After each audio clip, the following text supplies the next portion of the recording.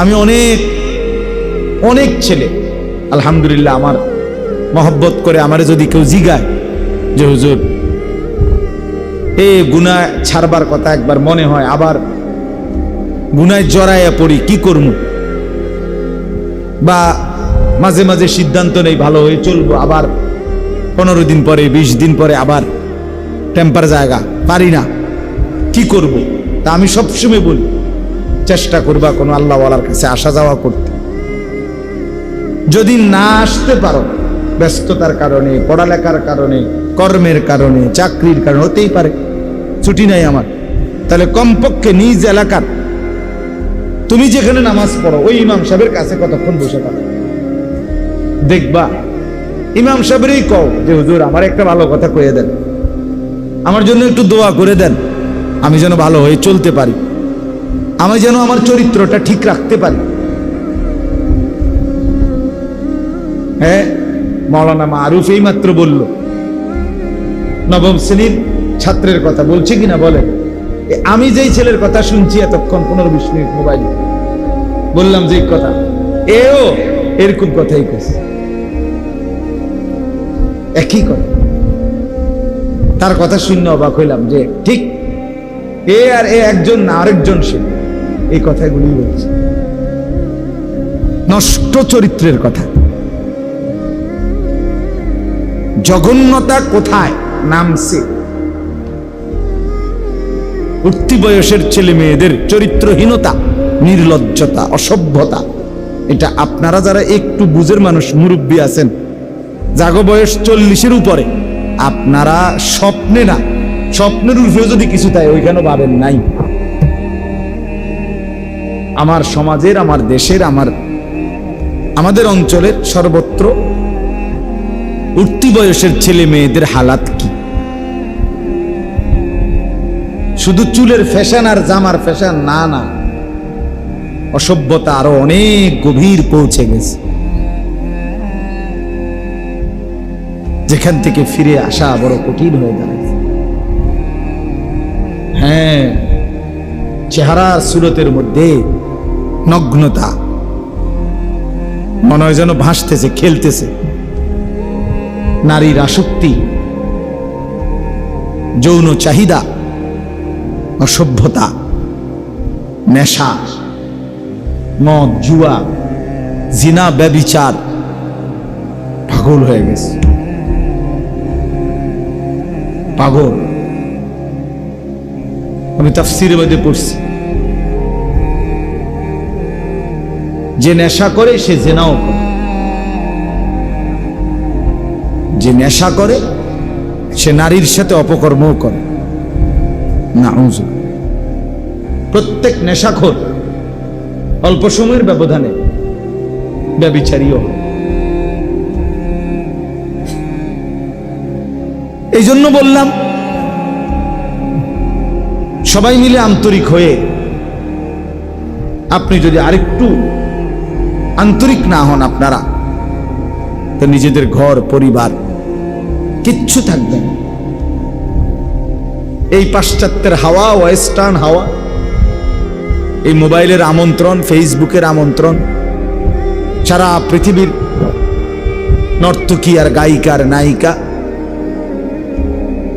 আর এই দুনিয়া লুবি, এই অসভ্য চরিত্রহীন, তাদের আহ্বানে মুসলমানের সন্তান বেসামাল, দিশেহারা, বেচারা একরকম অসহায়, কি করবে? কোনোভাবেই নিজেকে নিয়ন্ত্রণ করতে পারতেছে না,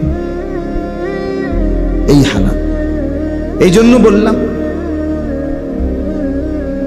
আপনাদের প্রত্যেকের উচিত নিজ নিজ মহল্লার কোন আলেমের কাছে বেশি আসা যাওয়া করুন, দাওয়াত ও তাবলীগের সাথীদের সাথে বেশি উঠা বসা করবেন, ওলামাদের সংস্পর্শে যারা, সোজা কথা আলেমে দ্বীনের সংস্পর্শ, দিনদার মুত্তাকি আলেম। সদবদর হুজুর লইতো না, আবার মোবাইল টিফিন না হুজুর, আবার নিজে সারাদিন মোবাইল টিপে পাং পুং তাং ফাং করে, এসব সদর বদর লইতো না, আবার ভালো হুজুর হইতো। বুঝেন নাই কথা?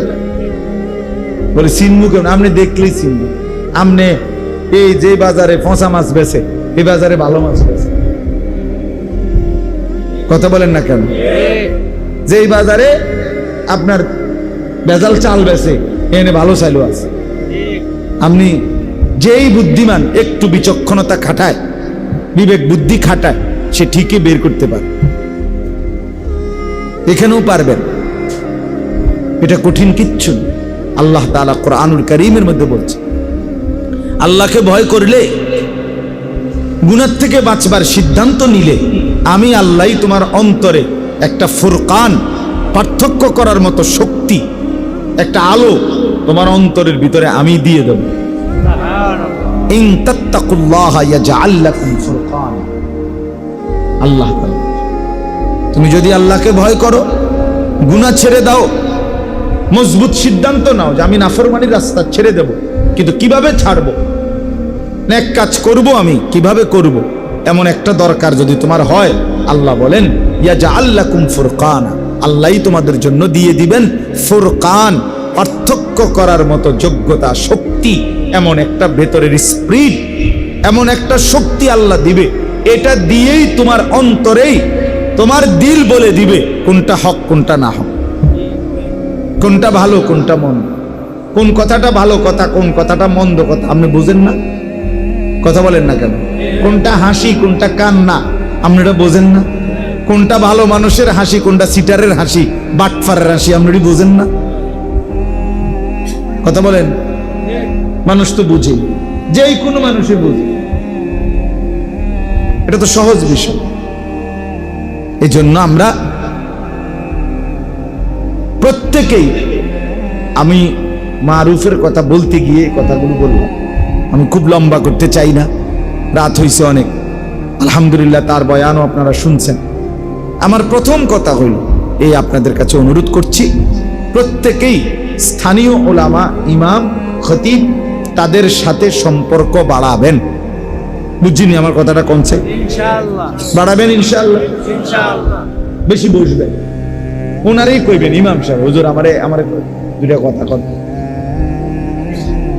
একটা কথা কন, একটা মিনিটে বলেন। হাদিসের মধ্যে আছে, বহু সাহাবী এরকম নবীজির কাছে আসছে, আয়েশা বলছে ইয়া রাসূলুল্লাহ আমারে একটা কথা কইয়া দেন। নবীজি এক কথা বলছে, ওয়াজ শেষ, লা তাগদা। একজন কইছে রাগ করিও না, খালাস ওয়াজ। ওয়াজ কি করছে কদ্দুর, এই কথাইটাই ওয়াজ, যে লা তাগদাব, কি করিও না। আরেকজনে বলছে আমি সারাক্ষণ করতে চাই এমন একটা আমল কর, বলছে লা ইয়াজালু লিসানুকা রাতবান বিযিকরিল্লাহ, আল্লাহ তাআলার জিকির দিয়া জিহ্বা ভিজায়া রাখবা, যাও এটাই বল, খালাস। এই এক সাহাবীকে বলছে গোটা ইসলাম মানতে চাও তুমি, আমি তোমার একটা পদ্ধতি কই। নবীজি বলছে ওই সাহাবীকে, আমি তোমার একটা বুদ্ধি কই, যেই বুদ্ধিতে গোটা ইসলাম মানা তোমার জন্য সহজ হয়ে যাবে। এটা বলি আমি। কেমন আছেন? আসেন একটু জায়গা বলেন তো। আল্লাহ নবী সাল্লাল্লাহু আলাইহি ওয়াসাল্লাম বললেন, নবী সাল্লাল্লাহু আলাইহি ওয়াসাল্লাম কি বললাম, ওনাকে বললেন সাহাবীকে যে গোটা ইসলাম মানা তোমার জন্য সহজ হবে এমন একটা বুদ্ধি কইতাম নি। বুঝছেন নি প্রশ্নটা? তো ওই সাহাবী বলল, বলেন ইয়া রাসূলুল্লাহ, বলেন আমাকে। তো নবীজি বললেন কুফা, মানে এই জিহ্বাটা টাই না একটু বাইর করে আর কি। নবীজি জিহ্বায় হাত দিয়ে বললেন, এভাবে আঙ্গুল লাগাইয়া বলে, কুফা লিসানাক, তুমি তোমার এই জিহ্বাটাকে নিয়ন্ত্রণ করো, খালাস। এই যে ওনার ওয়াজ শেষ। মানে এই যে এক কথায়, এক শব্দে, এক বাক্যে ওয়াজ হইতে পারে, এটা দেখলেন নি? ওনার এই ওয়াজ দিছে কদ্দুর কথা, শেষ। হযরতে আনাস রাদিয়াল্লাহু তাআলা আনহু, উনাকে একদিন নবীজি বলছে, ইয়া বুনাইয়া, হে আমার প্রিয় সন্তান, তোমার একটা নসিহত করি। নবীজি উনারে বলতেছে, ইন কাদারতা আন তুসবিহা ওয়া লাইসা ফি কলবিকা গিশশুন লি আহাদ ফাফআল। আনাস শোনো, আমার একটা ওয়াজ নসিহত শোনো। নবীজি বলতেছে, নবীজির খাদেম আনাস ইবনে মালিক বলতেছে যদি তুমি পারো প্রতিদিন সকালবেলা তোমার দিলটা এরকম বানাইবা যে কারো প্রতি তোমার কোনো বিদ্বেষ নাই, এমনটা যদি করতে পারো ফাফআল, তাহলে কইরো, এটাই তোমার জন্য কল্যাণ। এই আওয়াজ শেষ, ওনারা এর দূরে গেছে। কারো প্রতি দিলে কি রাখো না, বিদ্বেষ, স্থায়ী শত্রুতা জমায়ে রাখো, বিদ্বেষ রাখো না, এভাবেই দিল বানাও। তাইলে এই জন্য বললাম, আপনি ইমাম সাহেবকে বলেন দিয়া যে হুজুর আমার একটা ছোট কথাই বলে দেন, 1 মিনিটের একবারে ভূমিকা, নাহমাদুহু পড়তে হইব, মাইক লইতে হইব, পোস্টার করতে হইব, হ্যান্ডবিল করতে হইব, সুদ দিতে হইব। আমার ভাইয়েরা একবার সবাই সবসময় এটা কইতে হইব, সুদ দিতে হইব, এরম প্যান্ডেল করতে হইব, এটা জরুরি। কথা বলেন না কেন? আখিরাতের পথ পাওয়ার জন্য, আপনার আমার নাজাতের জন্য, জান্নাতে যাওয়ার জন্য এরম প্যান্ডেল বাধ্যতামূলক। সবসময় পোস্টার করতে হইব নাকি? এটাই বুঝাইতে চাইলাম। খেয়াল করবেন, ইনশাআল্লাহ দেখবেন লাভবান হবে, ভালো হবে, নিজের পরিবর্তন হবে। আল্লাহ তাআলা আমাদেরকে তৌফিক দান করে। মাহে রমজান আমাদের কাছ থেকে বিদায় নিল, 1টি মাস পূর্ণ। আল্লাহ তাআলা আমাদেরকে অতিরিক্ত বিশেষ সারা বছরের স্বাভাবিক যা আমল ছিল আমাদের দায়িত্বে আল্লাহর পক্ষ থেকে, ইসলামের আমল, এগুলো তো চলমান ছিলই। অতিরিক্ত আল্লাহ তাআলা বড় বড় মোটা দাগের আরো 6টা আমল আমাদের জন্য রমজানে বিশেষভাবে দিয়েছিলেন।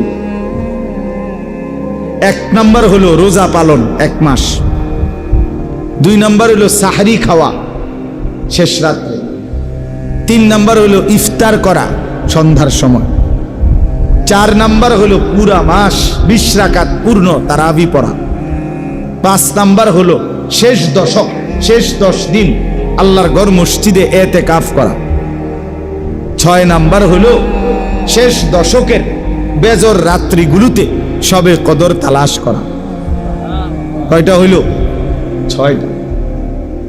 আগের গুলো তো আছেই, 5 ওয়াক্ত নামাজ, তাহাজ্জুদ, রাত্রিবেলার, সন্ধ্যাবেলার আউয়াবিন, কোরআনুল কারীমের তেলাওয়াত, বেশি বেশি আল্লাহ তাআলার জিকির, দান, সাদাকা, যাকাত, এগুলো তো চলমান, এগুলো তো আগের মতো ছিলই না, এগুলো স্থগিত করছে, এগুলো তো ছিলই।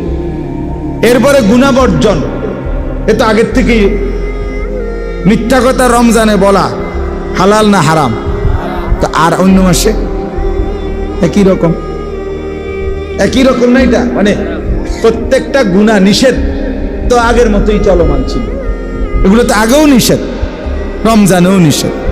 তাহলে যাবতীয় পূর্বের আদেশ নিষেধ চলমান অবস্থায় আল্লাহ তাআলা আরো অতিরিক্ত 6টি বড় বড় আমল দিয়ে আমাদেরকে আল্লাহ তাআলা মাহে রমজানকে সাজিয়েছেন, আয়োজন করেছিলেন।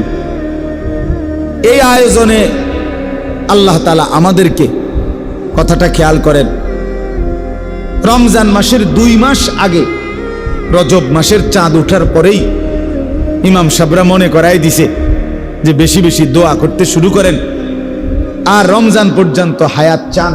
আল্লাহুম্মা বারিক লানা ফি রাজাবা ওয়া শাবান ওয়া বাল্লিগনা রমাদান।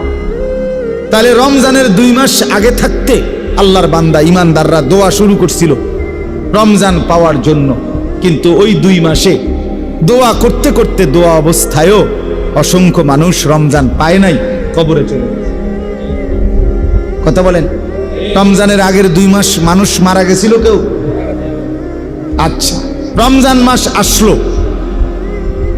এই অবস্থায় অনেক মানুষ রমজান পেল, কিন্তু রমজানের শেষ দিন পর্যন্ত এই 30 দিনেও অসংখ্য মানুষ তো পূর্ণ রমজানই চাইছিল, কিন্তু এই রমজান চলমান অবস্থায়ও অসংখ্য মানুষ প্রতিদিন কবরে গেছে কিনা, ইন্তেকাল করেছে কিনা বলেন?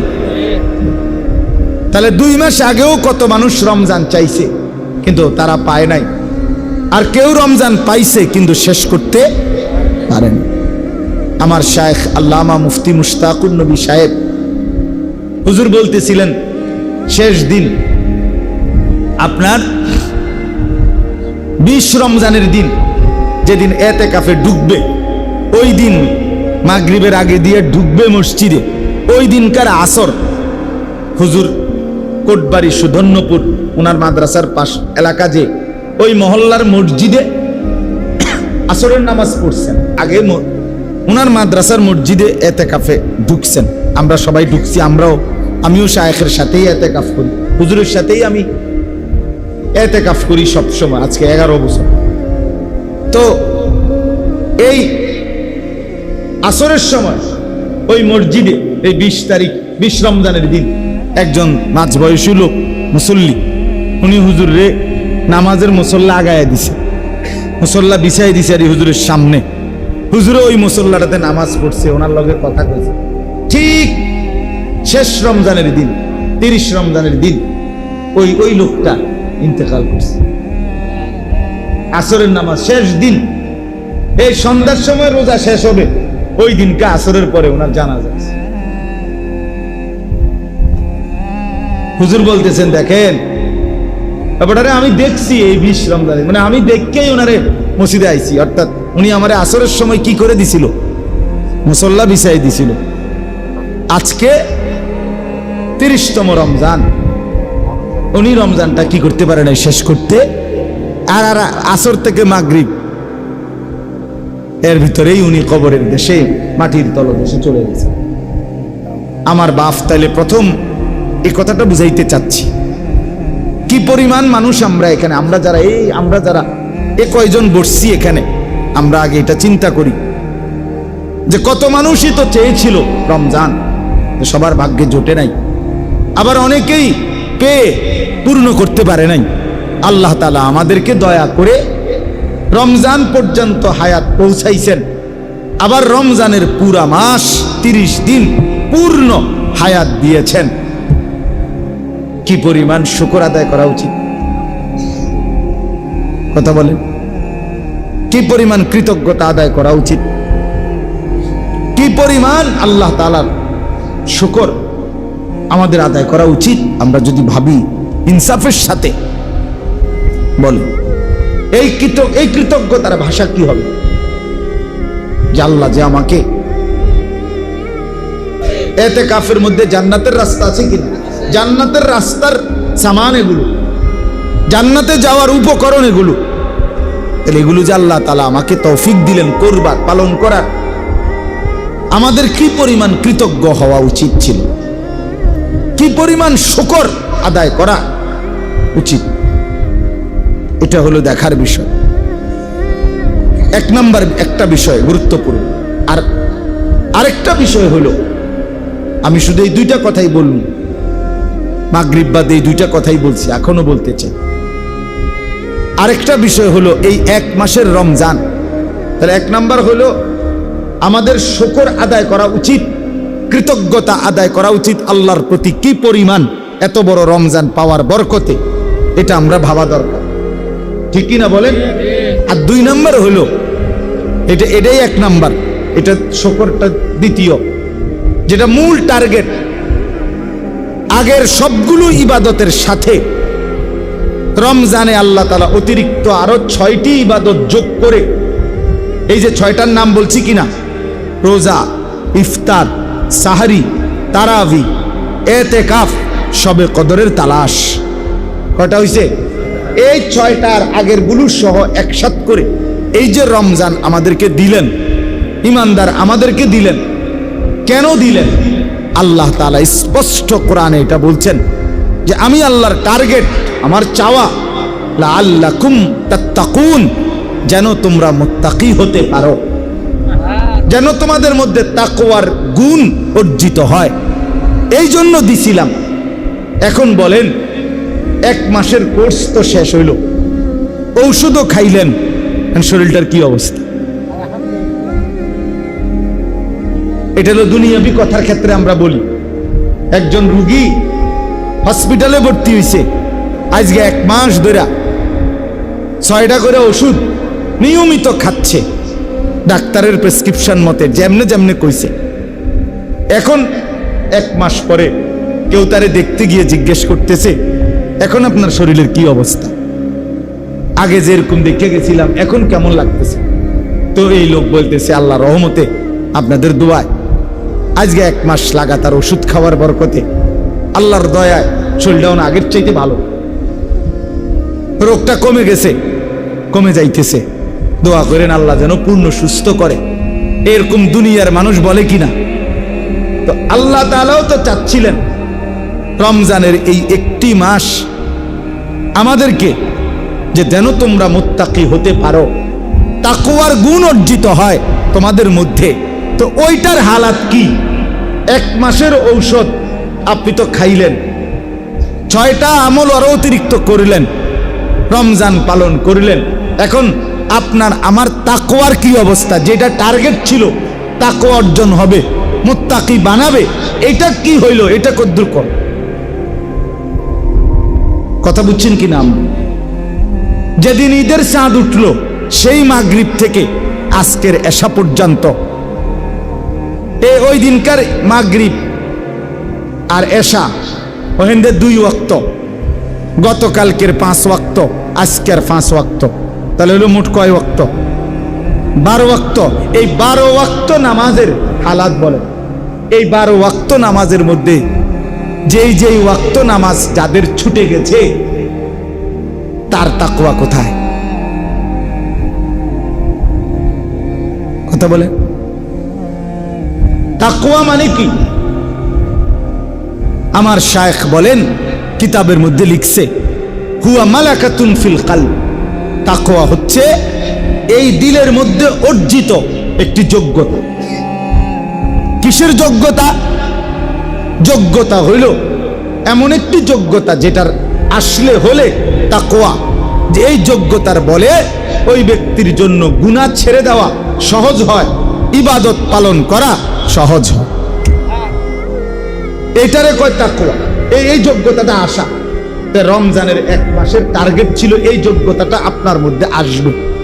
এই 6টা ওষুধ দিছে আপনারে, রোজা, ইফতার, সাহরি, তারাবি, এতেকাফ, শবে কদর, যেন আপনার মধ্যে ওই যোগ্যতাটা আসে, তাকওয়ার যোগ্যতাটা। যে যোগ্যতা বলে আপনি গুনাহ ছাড়বেন সহজ, গুনাহ ছেড়ে দেওয়া সহজ হবে, ইবাদত করা সহজ হবে, আল্লাহর হুকুম পালন করা। এখন এই 12 ওয়াক্ত নামাজ যাদের ছুটে গেছে তাদের 1 মাসের ঔষধ খেয়ে আল্লাহর হুকুমের রমজান পালন করে অর্জন কোথায়? তাকওয়া কই? গুনাহ না হওয়া, ইবাদত পালন করা, এটাই তো তাকওয়া। তো এটা কই বলেন? ঈদের আনন্দ, ঈদের ব্যস্ততার পরেও ভিতরেও আপনারা যে এতগুলো মানুষ আল্লাহর কথা শুনতে বসছেন, আপনারা আসলে রীতিমতো আল্লাহর ওলি, ভালো মানুষ আপনারা। আল্লাহ তাআলা আপনাদেরকে ভরপুর কবুল করে। এই মুহূর্তে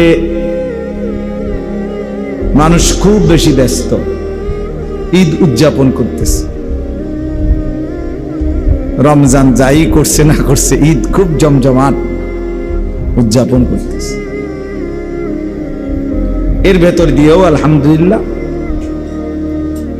আজকে পবিত্র ঈদুল ফিতরের পরদিন দীর্ঘ 1 মাসের মাহে রমজান আল্লাহ তাআলার ইবাদত আর বন্দিগি আল্লাহর দয়ায় আদায় করার পরে ঈদ পরবর্তী আজকের এই ইসলাহি মাহফিল, আমার প্রিয় ভাই, ছোট ভাই, আমার শায়েখ আল্লামা মুফতি মুশতাকুন নবী কাসেমী হযরত দামাত বারাকাতুহুমের আপন ছোট ভাই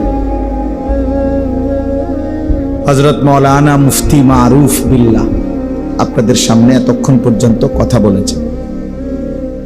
তার বয়ানের অর্ধেক অংশ বলা যায় আমি নিজেও শুনেছি। আমি আসছি আরো আগে, আরো আধা ঘন্টা আগেই আসছি। ইচ্ছা করেই এদিকে আসি না, একটু দূরে চেয়ারম্যান সাহেবের বিল্ডিং এ আসছিলাম, এমনি বসেছিলাম যে মারুফ আর একটু বলুক, এই কারণে দেরি করে আসছি, একটু ইচ্ছা করে। আমরাও শুনতেছিলাম, আপনারাও শুনেছেন। সে অনেক ভালো একজন আলেম, আল্লাহওয়ালা, দিল দরদি মানুষ। শায়েখের ছোট ভাই, কুমিল্লা ভিক্টোরিয়া বিশ্ববিদ্যালয় কলেজ মসজিদের ইমাম। অনেক যুবক আলহামদুলিল্লাহ এখন আমাদের এই মারুফ যিনি এখন বয়ান করলেন, তার সংস্পর্শে ইউনিভার্সিটির কলেজের অনেক ছেলে, অনেক আলহামদুলিল্লাহ পরিবর্তন হচ্ছে। ইউনিভার্সিটি পড়ুয়া অনেক ছেলে আলহামদুলিল্লাহ তার সংস্পর্শে কোরআনুল কারীম শুদ্ধ করতেছে, শিখতেছে, ওযু, নামাজ, হালাল হারাম, পাক নাফাক, আখিরাতের ফিকির করতেছে। এই বছরও ওই ভিক্টোরিয়া বিশ্ববিদ্যালয় কলেজ মসজিদে সে এতেকাফ করছে। প্রায় 70 জনের মতো সাথী তার সাথে এতেকাফ করছে আলহামদুলিল্লাহ। আমাদের সাথে প্রায় 1300 সাথী এতেকাফ করছে, 1200-1300 হবে এক মসজিদে। আমার শায়েখ আল্লামা মুফতি মুশতাকুর নবী কাসিমি সাহেব, উনি যেখানে এতেকাফ করে সুদর্ণপুর, ওনার মাদ্রাসায় মসজিদে, 5 তলা মসজিদ, পুরা কানায় কানায়, একবার সিঁড়ির তলেও মানুষ ঘুমাইছে। তো এই জন্য বললাম, আপনারা যেটুকু শুনছেন আরো মনোযোগ দিয়ে শোনা দরকার ছিল, আরো আন্তরিকতা নিয়ে। প্রকৃত অর্থে পরিচিতি, খ্যাতি, মানুষের কাছে জনপ্রিয়তা, এটা খুব জরুরি কোনো বিষয় না। বিষয় হলো আল্লাহর কথা মনোযোগ দিয়ে শোনা, উপলব্ধি করা, অনুভব করা। সে ছোট হোক, অখ্যাত হোক, অপরিচিত হোক। ওয়ালাউ কানা আবদান হাবশিয়া, সে একজন হাবশি গোলাম, নিগ্রু গোলাম হোক, তার কথাও আল্লাহর কথা যদি হয়, আখিরাতের কথা যদি হয়, কোরআন সুন্নাহর কথা যদি হয়, মনোযোগ দিয়ে শোনা উচিত। আমাদের ভিতরে একটু মানসিকতা আছে, জনপ্রিয়তার একটা মোহ আছে, আমাদের আসক্তি, যে একটু পরিচিত হয়তো মনে করে যে ওনারটাই শুনুন। না, আসলে প্রত্যেক মসজিদের ইমাম সাহেবের কথার মধ্যে, আপনাদেরকে যারা জুমার বয়ান করে তাদের কথার মধ্যে হেদায়েত আছে, আপনাদের আখিরাতের পাথেও পুঁজি আছে। আপনাদের জন্যই ওনারা বলে, আখিরাতের কথাই বলে। ওযু, নামাজ, হালাল হারাম, পাক নাফাক, করণীয় বর্জনীয়, এগুলোই বলে। এই জন্য বাস্তবিক অর্থে যার আখিরাত দরকার, পরকাল দরকার, তার উচিত নিজ নিজ মহল্লার ইমাম সাহেবের কথাও মনোযোগ দিয়ে শোনা। আমার খুলনার হযরত আরিফ বিল্লাহ হযরত মাওলানা মুফতি নুরুল আমিন সাহেব হযরত বলছেন, প্রত্যেক মসজিদের ইমাম মুয়াজ্জিন নিঃসন্দেহে আল্লাহওয়ালা। এবং হযরতের একটা দামি কথা আছে, প্রত্যেক এলাকার মানুষের হেদায়েতের জন্য, প্রত্যেক অঞ্চলের মানুষের আখিরাতের পথ প্রদর্শনের জন্য আল্লাহই ওই অঞ্চলের ইমাম আলেমদেরকে, ওই এলাকার আল্লাহই নির্ধারণ করেছেন, নির্বাচন করেছেন। একজনের পক্ষে সারা পৃথিবী শুধরানো সম্ভব? সম্ভব বলে? প্রতিদিন যদি 10,000 মানুষ মনে করেন আমার মুরিদ, এখন আমি 10,000 মানুষের দুনিয়ার যাবতীয় প্রশ্ন আমি উত্তর দিতে হইব, মনে করেন এটা যদি আমার দায়িত্ব হয়, আমাকেই যদি বাধ্যতামূলক করতে হয়, এগো ফোন যদি আমাকে রিসিভ করতে হয় ডেইলি, তো এটা আর আমি ভাঞ্জাবি খুললে আড়ন লাগবে।